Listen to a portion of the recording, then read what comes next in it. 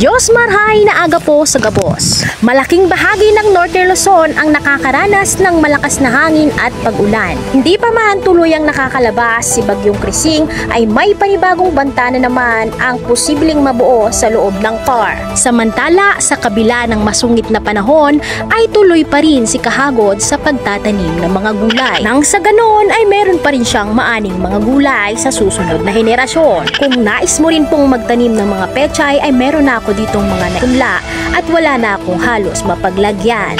Pumunta ka lamang dito sa Zone 4, yaon lang po ako igde. Igwaman ready to transplant ng kamatis, pwede kang magkua pero day mo pag-ubuson.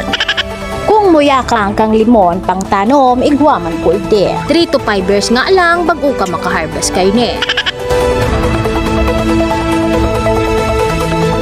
Nakabahala pa rin ang lakas ng hangin kung kaya't si Hernane nag-asikaso.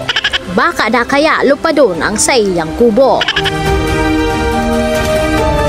Urawang busy si Papa sa pagpakarhay kang atop kan sa iyang kubo, tigbibilang naman ang sa iyang natadang manok.